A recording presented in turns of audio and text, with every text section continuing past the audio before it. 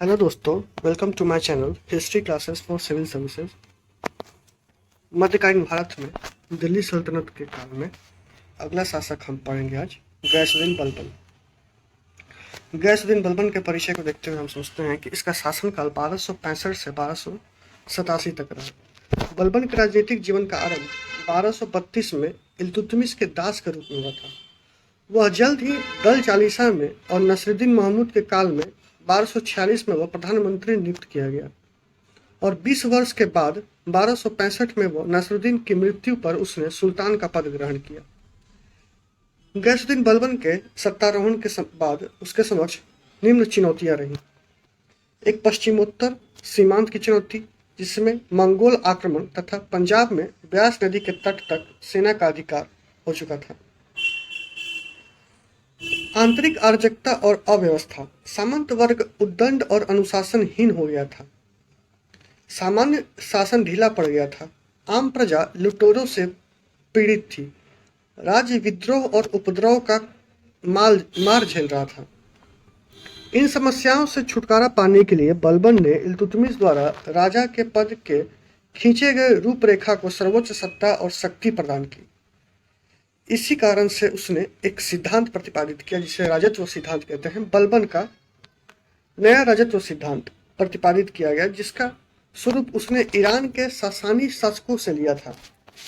बलबन ने राजत्व को नियाबते खुदाई अर्थात ईश्वर के प्रतिनिधित्व के रूप में माना और स्वयं के लिए जिल्लेल्लाह अर्थात ईश्वर की छाया शब्द का प्रयोग किया।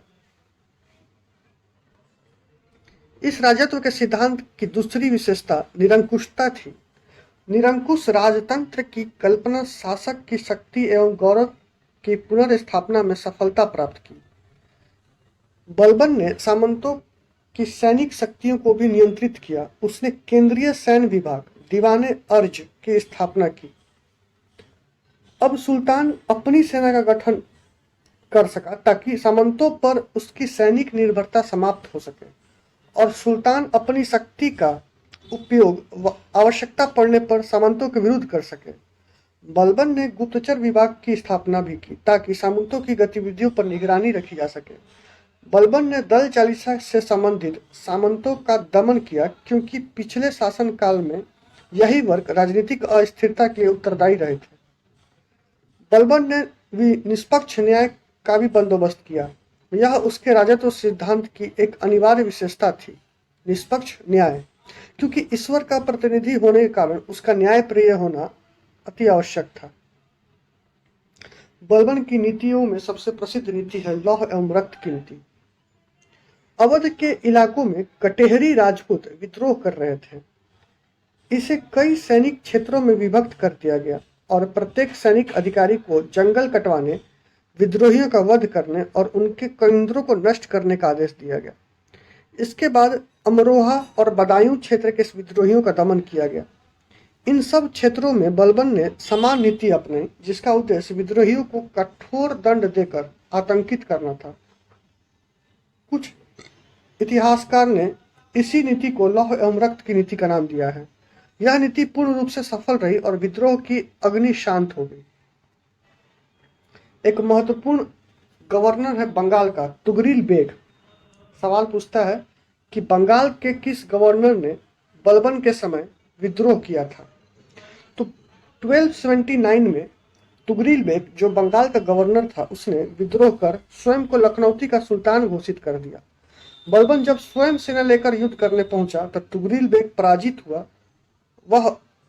उसने मृत्यु दंड दिया गया। अब हम इल्तुतमिश एवं बलबन का तुलनात्मक अध्ययन करेंगे और मूल्यांकन करेंगे कि इल्तुतमिश के कार्यकाल और बलबन के कार्यकाल में तुलनात्मक मूल्यांकन।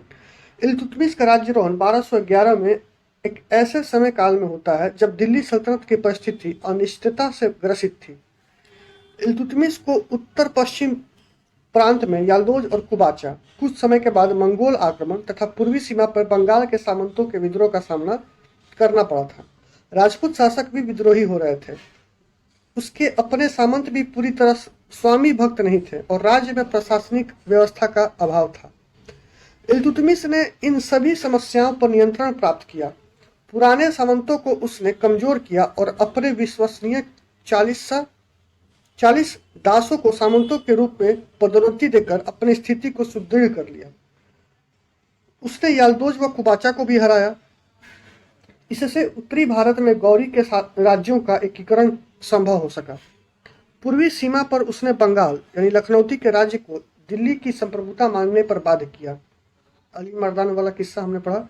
उसने इक्तेदारी प्रथा, नई मुद्रा का प्रचालन, कला एवं संस्कृति के क्षेत्र में भी योगदान देकर राज्य को प्रशासनिक व सामाजिक दृष्टि से सुदृढ़ किया। इल्तुतमिश की इन बहुमुखी उपलब्धियों के कारण उसे महान कहा गया, लेकिन उसकी इन उपलब्धियों का प्रभाव अधिक समय तक बना नहीं रह सका और उसकी मृत्यु के पश्चात उसके सामंतों ने एक बार फिर सल्तनत को अव्यवस्थित कर दिया। इसी गंभीर समस्या की स्थिति में बलबन का राज्यारोहण 1265 में हुआ। बलबन ने अपने 20 वर्षीय शासन काल में दिल्ली सल्तनत को पुनः सुदृढ़ और सशक्त बनाया। उसने सर्वप्रथम सुल्तान की प्रतिष्ठा और शक्ति को बहाल करने के लिए उपाय किए। पहले उसने अपने पद की प्रतिष्ठा बढ़ाई, देवीय सिद्धांत जो उसने लागू किया।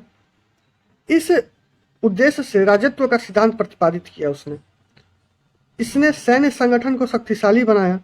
उसने केंद्रीय सैन्य विभाग अथवा दीवाने अर्ज का निर्माण इसी उद्देश्य से किया।